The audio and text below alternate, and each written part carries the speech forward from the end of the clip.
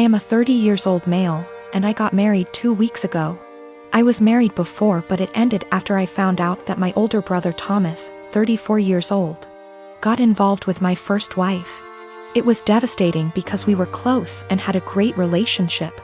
I also helped him so much while he was struggling, and seeing how he repaid me hurts to this very day. I stopped talking to him, and Mom and Dad forced me to keep it a secret, and because I was too weak to argue with them, I just kept my own distance. Then I met my now wife. My family loved and embraced her as their own.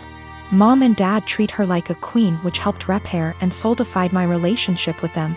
However, as the wedding was approaching, they told me they expected me to invite Thomas. I of course refused, but they kept guilting me about what the relatives and other guests would think and say when they don't see Thomas there. I fought with them about it till the day of the wedding. Turned out they'd invited him behind my back, but I found out and stopped them in time. They came to the wedding looking pissed, asking what we were going to tell people when they ask about Thomas. I told them I'd take care of it. And what I did was take a moment while everyone was paying attention, grabbed the mic and flat out announced this and said, "The reason I didn't invite Thomas to my wedding is because I was worried he'd steal my now wife just like he stole the first one." I said it playfully to not make it sound so tense, but most of the guests looked shocked and started mumbling. Then it went awkwardly quiet for a moment. Then we moved on, but I saw Mom and Dad walk out while looking at me grudgingly. Later they started lashing out about how I just exposed Thomas and caused him to be shunned by the family in the most hideous of ways. I told them that I already said I didn't want him there, yet they tried to push him on me repeatedly, saying, "What are people going to say?" So I told them the reason why he wasn't there in a playful way, but they, the guests, still got the message. Mom started yelling about how everyone will now look down on and shun Thomas. She called me pathetic and cruel for still punishing him and gradually ruining his life despite him apologizing and trying to reconcile. But in my opinion, some things are just unforgivable. We've been on horrible terms since then. My wife said at least now they're off my back about what people would say about not inviting him. I had a 1967 Impala 4-door that I bought in February 2019. A couple months ago I bought my first house that had a 2.5 car garage. I moved the car in and started tearing it down for a complete restoration. I had the body in one bay and the chassis in another, plus the whole garage filled with parts. About 2 months ago my girlfriend came to live with me during this whole crisis, and the whole time has hated that car. She wants to park in the garage, but I have 2 acres of land with a lot of nice places to park under shady trees, or hell, even in the barn if it has to be inside. I tell her tough luck, it's my house and it's not like I can just throw it back together real quick. Anyways, I was out of town for a couple days on a business trip for the small local company I work for. When I got back, my girlfriend was all smiles. Making me food all the time, doing all the chores, all that. I thought maybe she just was happy to have me home, but then I realized that I didn't see her car in its usual spot. I asked her where she parked so I could make sure I mow that area and keep it clean, and she said not to worry because she parked in the garage. I asked how, and she told me to go check it out.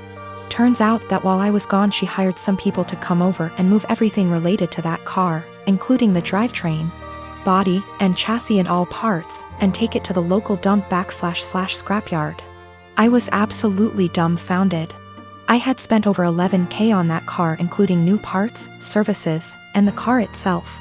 I told her that I was going to be taking her to court for that, and she brushed me off like I was being dramatic.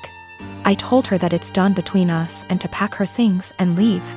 I admit I was really angry, but I did end up getting a lawyer.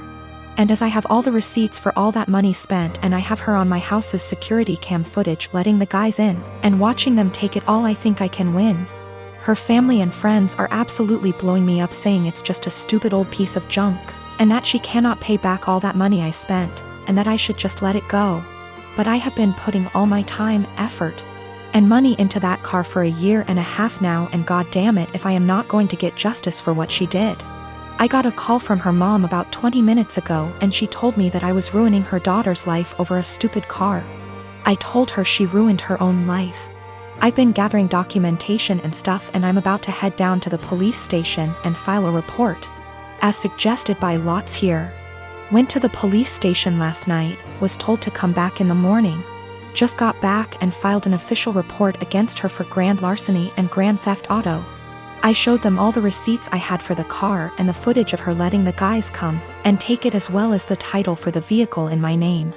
They said they will be in contact with all three parties, me, XGF, and junkyard guys, soon, and they will hopefully be able to recover some or all of the car. Just have to wait now. The junkyard guys apparently were in the middle of hiding it when the police came to ask them questions. It was on a forklift and they were gonna put it on top of a pile of cars that was hidden behind more piles of cars.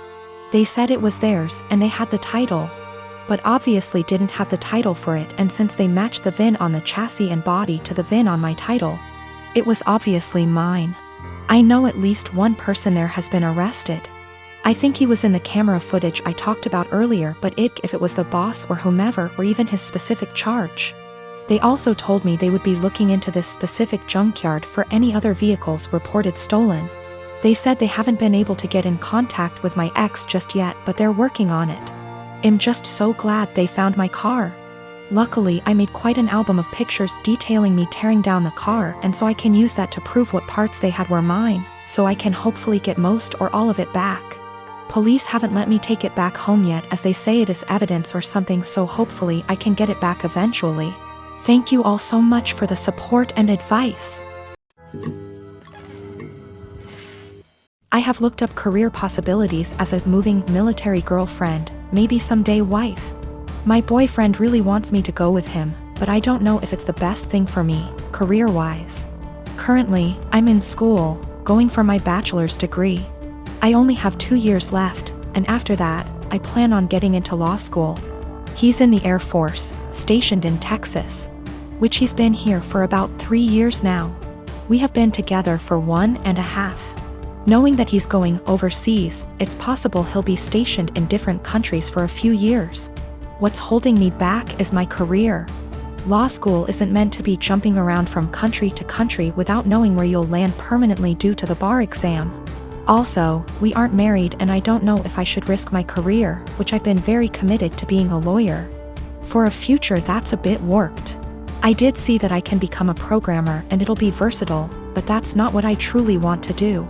Sure, Hawaii seems amazing, but more of a 3-year-long vacation with a questionable future.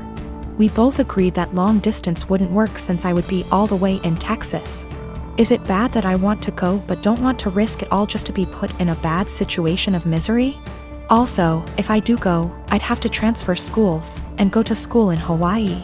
That's already a very high tuition that has to be paid by FAFSA and student loans. Quite frankly, I'm also afraid that I won't be able to sustain myself separately from my boyfriend's income. I like to feel independent and know that I can fend for myself. Maybe that's a pride issue? I don't know, but I do know it's a high standard of living. That also adds to the jumble of thoughts. I will also admit, I am fairly close to my parents. In my Hispanic household, we have always been very united. I currently work with them in their small business because it benefits the both of us. I can go to school with a flexible schedule and still make good income, and they have a stable employee. That's something my boyfriend never really knew growing up. He's a Kansas boy, from a small town, with parents who split up when he was little. I feel like he doesn't understand how hard it'll hit my parents and I, being far away for 3 years. It also bothers them a bit that I'm not married but willing to leave, not knowing what'll happen in the relationship. My husband Derek and I have been married for 3 years, together for 7 total. Several years ago, about 6 now, I guess, I worked closely with a male coworker, Paul, that Derek was never fond of. Paul and I never had an inappropriate relationship. Derek's jealousy wasn't completely out of nowhere. I get why he felt that way. Those couple years were a perfect storm of relationship stress. I was working long hours. We were living apart after trying and failing to move in together. Our relationship was still fairly new. And then you add in a handsome coworker I had to spend long hours with and saw more than my boyfriend at the time. Paul was the source of several fights. Again, we never did anything that wasn't completely kosher. Eventually I told Derek he needed to trust me and get over it, or we were going to have to break up. He said he would stop worrying, and for the most part things were good. When Paul transferred out of state a few months later, things were really good. There were no worries at all, and our relationship has been amazingly strong ever since. This last weekend, my husband went out with a couple friends to some bars and a football game. When he came home, he was pretty wasted. We talked for a bit, and he mentioned how a friend of his had told him that he broke up with his girlfriend because she cheated on him.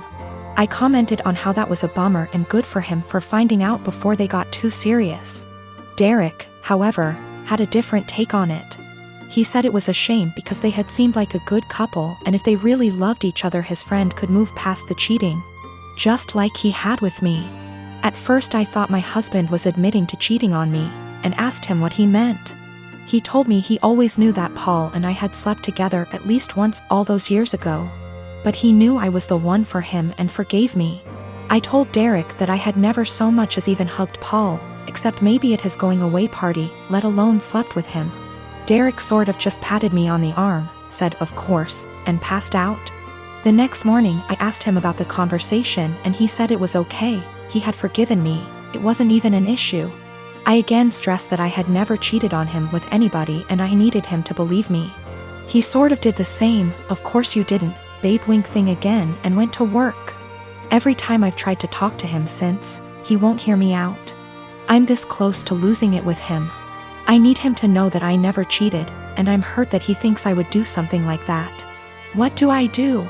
Do I just let him have this since it's not really hurting anything, or what? I don't want my own husband to think so little of me that he thinks I would cheat. That's not who I am.